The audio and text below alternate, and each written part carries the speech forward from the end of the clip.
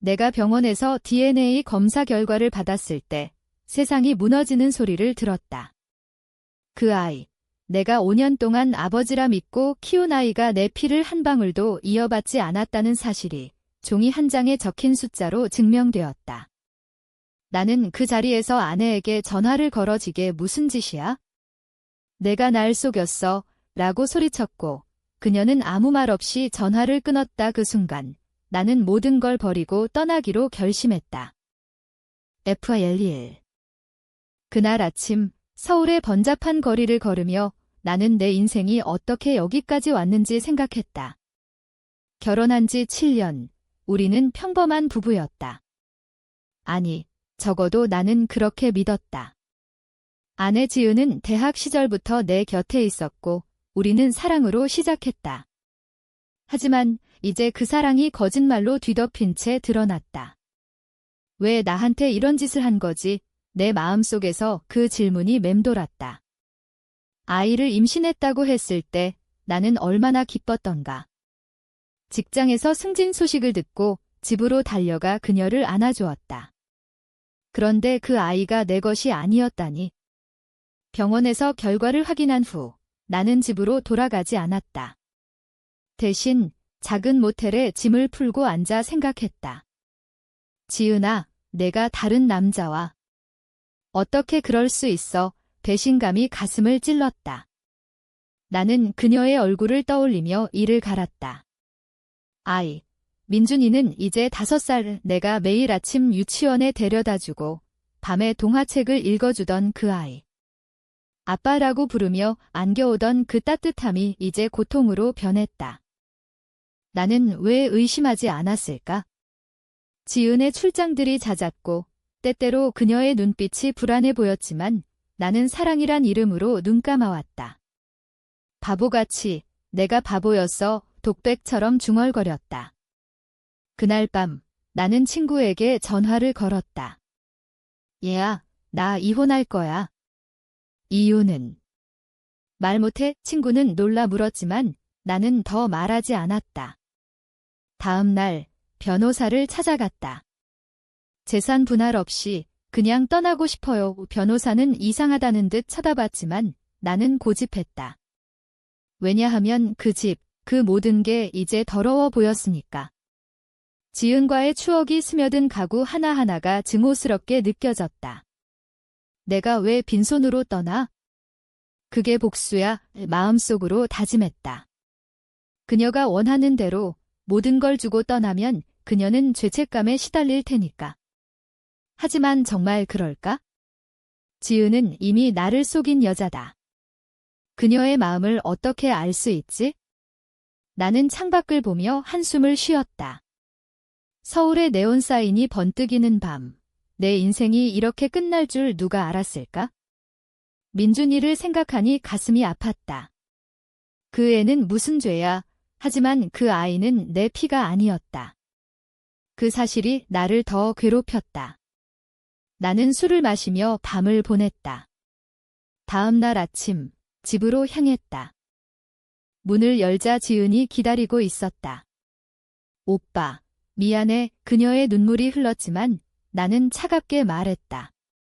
미안으로 끝날 일이 아니야. 우리는 거실에 앉아 대화를 시작했다. 그녀는 울면서 고백했다. 회사 상사랑. 실수였어. 한 번뿐이었어. 한 번. 그 한 번으로 내 인생이 산산조각 났다. 왜 나한테 말하지 않았어? 왜 아이를 내 거라고 속였어? 내 목소리가 떨렸다. 그녀는 고개를 숙였다. 오빠를 사랑했으니까? 잃고 싶지 않았어. 사랑. 그게 사랑인가? 나는 웃음이 나왔다. 내 사랑은 거짓말이야. 그 순간 나는 모든 걸 포기하기로 했다. 재산, 집, 차 다 그녀에게 넘기고 떠날 거다. 이게 내가 원한 거지. 마음속으로 중얼거렸다. 하지만 떠나기 전에 나는 민준이를 한 번 더 보고 싶었다. 유치원에 가서 아이를 데리러 갔다. 아빠, 민준이가 달려오며 안겼다. 그 따뜻함에 눈물이 고였다. 민준아, 아빠가 미안해 하지만 나는 아이를 안아주고 돌려보냈다. 집으로 돌아와 짐을 쌌다. 지은은 말리지 않았다. 그녀도 알았으니까 이게 끝이라는 걸 문을 나서며 나는 뒤돌아보지 않았다. 이제부터 새로 시작해야 해 하지만 빈손으로 서울거리를 걷는 내 발걸음은 무거웠다. 어디로 갈까?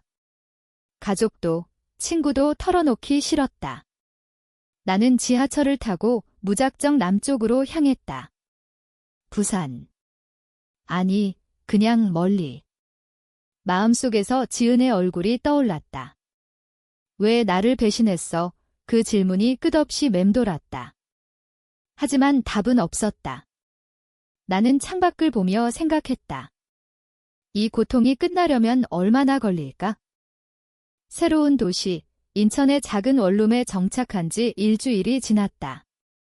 나는 직장을 그만두고 프리랜서로 일하기 시작했다. 과거의 나였다면 불가능한 선택이었지만 이제는 자유로웠다. 아니, 자유라기보다는 공허함이었다. 왜 이렇게 됐을까? 매일 아침 거울을 보며 자문했다. 지은과의 결혼 생활을 돌아보니 신호가 많았다. 그녀의 늦은 귀가, 갑작스러운 출장, 그리고 아이를 임신한 후의 불안한 눈빛. 나는 왜 몰랐을까? 사랑이 눈을 가렸던 걸까? 아니, 내가 너무 순진했던 탓이다. 민준이를 생각하니 가슴이 저렸다. 그 애는 이제 어떻게 될까? 지은이 제대로 키울 수 있을까? 하지만 그 아이는 내 것이 아니었다. 그 사실을 받아들이는 게 가장 힘들었다. 나는 매일 산책하며 마음을 다스리려 애썼다. 인천의 바닷바람이 얼굴을 스치면 조금은 위로가 됐다. 하지만 밤이 되면 악몽이 찾아왔다. 꿈에서 지은이 다른 남자와 웃는 모습을 보았고 민준이가 아빠라고 부르며 사라졌다. 이 고통에서 벗어나고 싶어 독백처럼 중얼거렸다. 그러던 어느 날 지은에게서 전화가 왔다. 오빠, 민준이가 아파. 병원에 데려갈래? 그녀의 목소리가 떨렸다. 나는 망설였다. 왜 나한테? 하지만 아이 생각에 결국 갔다. 병원에서 민준이를 보니 가슴이 찢어졌다. 열이 나서 누워있는 아이.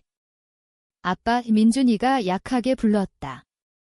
나는 아이의 손을 잡았다. 괜찮아. 민준아, 지은은 옆에서 울고 있었다. 진료 후 우리는 카페에 앉았다. 오빠, 돌아와. 우리 다시 시작하자. 그녀가 애원했다. 하지만 나는 고개를 저었다. 불가능해. 내가 한 짓을 어떻게 잊어? 그녀는 울면서 말했다. 그 남자랑 끝났어. 오빠만 사랑해, 사랑. 그 단어가 이제 역겹게 들렸다. 내 사랑은 믿을 수 없어. 나는 자리에서 일어났다. 돌아오는 길, 마음이 복잡했다. 정말 끝인가? 하지만 배신의 상처는 너무 깊었다. 다음 날, 나는 옛 동료를 만났다. 얘야, 너 왜 그만뒀어? 동료가 물었다. 나는 솔직히 말했다. 아내가 바람 피웠어. 아이도 내 거 아니야. 동료는 충격받았지만 위로했다. 새로 시작해. 너 잘할 수 있어. 그 말에 힘을 얻었다. 나는 더 열심히 일했다. 프리랜서로 프로젝트를 따내기 시작했다. 하지만 지은의 메시지가 계속 왔다. 민준이가 아빠 찾아. 그럴 때마다 가슴이 아팠다. 나는 아빠가 아니야. 하지만 감정은 달랐다. 5년 동안 키운 정이 어디 가나. 나는 변호사에게 연락했다. 이혼 서류 진행해 주세요. 변호사는 재산 폭이 정말 괜찮아요. 물었다. 나는 네, 그게 제 선택이에요. 왜냐하면 그게 그녀를 더 아프게 할 테니까. 복수. 어쩌면. 하지만 더는 내 인생을 그녀와 엮고 싶지 않았다. 인천의 밤, 나는 창가에 앉아 생각했다.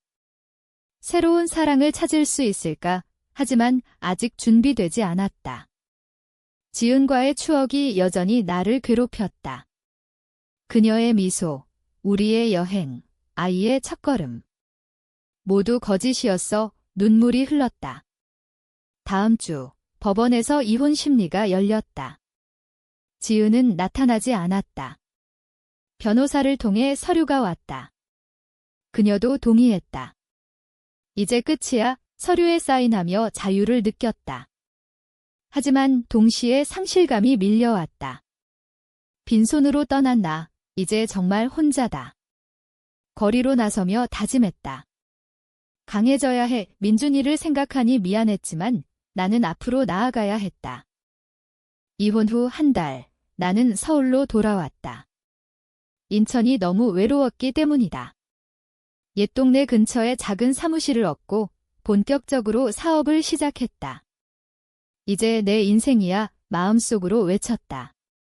하지만 지은의 소식이 들려왔다. 친구를 통해 그녀가 재혼을 준비 중이라는 소문. 벌써 충격이었다. 그 남자, 회사 상사와 함께 산다고 했다. 민준이는 걱정이 됐다. 나는 몰래 유치원에 가봤다. 민준이가 웃으며 놀고 있었다. 하지만 그 옆에 낯선 남자가 있었다. 저 사람이 가슴이 철렁 내려앉았다. 나는 멀리서 지켜보다 돌아왔다. 왜 나한테 이런 고통을 줘? 지은을 원망했다. 그날 밤 나는 옛 사진을 봤다. 우리의 결혼식 사진. 행복해 보이는 우리. 이게 다 뭐였지? 눈물이 흘렀다. 다음 날 지은이 찾아왔다. 오빠, 만나자. 카페에서 만났다. 그녀는 변했다. 더 야위고 눈가에 주름이 생겼다. 민준이 새 아빠가 생겼어. 그녀가 말했다. 나는 충격받았지만 차분히 물었다. 그 애는 행복해. 그녀는 고개를 끄덕였다. 하지만 오빠를 잊지 않아. 그 말에 가슴이 아팠다. 나는 그의 아빠가 아니야. 하지만 그녀는 말했다. 오빠가 키웠으니까 오빠가 아빠야. 그 순간 감정이 복잡해졌다. 왜 이제 와서 그런 말을 해? 나는 화를 냈다. 그녀는 울었다. 미안해.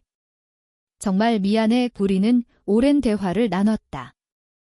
그녀의 고백, 그 남자와의 관계는 실수였지만 아이를 지키기 위해 나를 속였다고. 오빠를 사랑했어. 그래서 포기할 수 없었어. 하지만 이제 그녀도 후회했다. 너무 늦었어. 나는 말했다. 헤어지며 나는 민준이를 한 번 더 보고 싶었다. 주말에 그녀의 허락으로 아이를 만났다. 공원에서 산책했다. 아빠, 왜 안 와? 민준이가 물었다. 나는 대답할 수 없었다. 아빠 일 때문에 거짓말을 했다. 아이의 손을 잡고 걸으며 정이 다시 솟았다. 이 아이를 버릴 수 없어. 하지만 현실은 달랐다. 저녁에 돌려보내며 나는 작별을 고했다. 민준아, 건강해. 집으로 돌아와. 생각했다. 이제 놓아야 해. 사업은 점점 잘 됐다. 새로운 클라이언트를 만나고 수입이 늘었다. 하지만 마음의 빈자리는 채워지지 않았다. 친구들이 소개팅을 제안했지만 거절했다. 아직 안 돼. 지은의 재혼 소식이 공식적으로 들렸다. 결혼식 초대장까지 왔다. 이게 무슨? 나는 찢어버렸다. 왜 나한테? 복잡한 감정. 행복해지라고 빌어줄까? 하지만 원망이 컸다. 그날 나는 술에 취해 거리를 헤맸다. 지은아, 내가 날 망쳤어. 중얼거렸다. 다음 날 머리가 아팠다. 이제 그만. 다짐했다. 새로운 취미를 찾았다. 등산. 산에 오르며 마음을 비웠다. 정상에서 서울을 내려다보니 내 인생이 작아 보였다. 앞으로 나아가자. 하지만 민준이의 얼굴이 떠올랐다. 그 애를 포기할 수 있을까? 갈등이 시작됐다. 사업이 안정되자 나는 더 큰 도전을 시작했다. 스타트업을 차렸다. 동료들을 모아 앱 개발을 했다. 이게 내 복수야. 지은에게 보여주고 싶었다. 내가 빈손으로 떠났지만 성공할 수 있다는 걸. 하지만 속으로는 그녀를 잊지 못했다. 꿈에서 자주 나타났다. 오빠, 돌아와. 하지만 깨어나면 현실이었다. 어느 날 민준이의 생일이었다. 지은이 메시지를 보냈다. 오빠, 와줄래? 나는 갔다. 파티에서 아이를 보니 성장했다. 아빠, 민준이가 안겼다. 그 순간 눈물이 흘렀다. 새 아빠가 옆에 있었지만 나는 무시했다. 생일 축하해. 선물을 주었다. 지은은 감사하다고 했다. 오빠, 고마워. 헤어지며 그녀와 대화를 나눴다. 행복해? 물었다. 그녀는 하지만 오빠 생각해. 그 말에 화가 났다. 왜 이제 와서? 하지만 그녀는 미안해. 진심이야. 우리는 과거를 회상했다. 대학 시절, 우리의 첫 데이트. 그때는 순수했지. 하지만 이제 달라졌다. 이제 각자 살자. 나는 말했다. 사업은 성공했다. 투자자들이 몰렸다. 뉴스에 내 이름이 나왔다. 빈손으로 시작한 성공 스토리. 친구들이 축하했다. 하지만 나는 공허했다. 이게 다 뭐야? 민준이를 생각했다. 그 애와 함께 할 수 없다는 게 갈등이 커졌다. 지은의 남편을 만났다. 우연히.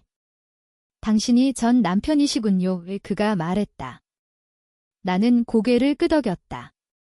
민준이를 잘 부탁해. 하지만 속으로는 질투했다. 왜 내가 아니야? 집으로 돌아와 울었다. 이 고통이 끝나지 않아. 다음 날 지은이 찾아왔다. 오빠, 민준이가 아빠만 찾아. 그녀가 울었다. 새 남편과 안 맞아. 충격이었다. 이혼할 거야. 그녀가 말했다. 나는 왜 나한테? 물었다. 그녀는 오빠를 아직 사랑해. 그 말에 흔들렸다. 정말. 하지만 배신을 잊을 수 없었다. 불가능해. 거절했다. 하지만 마음이 복잡했다. 다시 시작할 수 있을까? 독백했다. 사업 미팅 중 지은의 메시지가 왔다. 민준이가 병원에 달려갔다. 아이가 사고를 당했다. 수술실 앞에서 기다렸다. 지은과 함께. 오빠, 미안해. 그녀가 안겼다. 그 순간 옛 감정이 되살아났다. 수술이 성공했다. 민준이가 깨어났다. 아빠, 나를 불렀다. 나는 아이를 안았다. 이제 놓지 않을게 결심했다. 지은과 대화를 나눴다. 우리 다시 해보자. 하지만 그녀는 새 남편과 끝내야 해. 말했다. 나는 기다리기로 했다. 진심이라면 마음속으로 다짐했다. 몇 달 후, 지은이 이혼했다. 우리는 다시 만났다. 오빠, 용서해줄 수 있어? 그녀가 물었다. 나는 망설였다. 아이 때문에 말했다. 민준이를 위해 가족을 재건하기로 했다. 하지만 쉽지 않았다. 매일 배신의 그림자가 드리웠다. 정말 믿을 수 있을까? 독백했다. 함께 사는 집을 구했다. 서울 외곽의 아파트. 민준이는 기뻐했다. 아빠, 엄마 함께. 하지만 나는 밤마다 불안했다. 지은의 출장을 의심했다. 또 속이면 그럴 때마다 싸움이 났다. 오빠, 믿어줘. 그녀가 소리쳤다. 나는 어떻게? 내가 한 짓을 대꾸했다. 드라마틱한 대치. 민준이가 울었다. 아빠, 엄마 싸우지 마. 그 모습에 미안했다. 미안해. 안아주었다.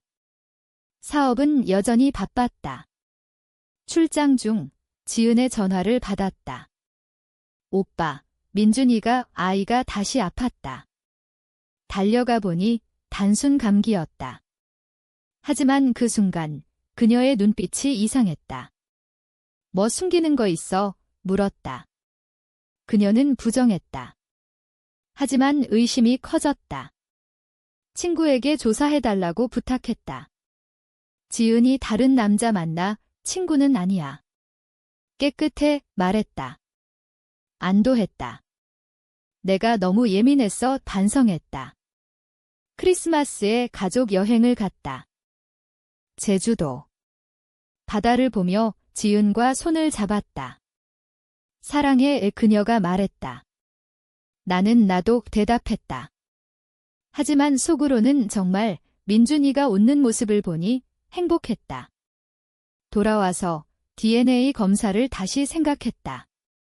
이미 알지만 하지만 포기했다. 이제 가족이다. 그런데 어느 날 지은의 휴대폰에 메시지가 왔다. 옛 상사. 보고 싶어 나는 충격받았다. 이게 뭐야 대치했다. 그녀는 끝난 관계야. 무시해 말했다. 하지만 나는 믿지 않았다. 또 속이려고 소리쳤다. 싸움이 커졌다. 민준이가 놀라 울었다. 아빠, 가지마. 나는 집을 나왔다. 호텔에서 밤을 보냈다. 이게 끝인가 갈등했다. 다음 날 지은이 찾아왔다. 오빠, 그 남자랑 끝났어. 증명할게 그녀가 울었다. 나는 어떻게 물었다.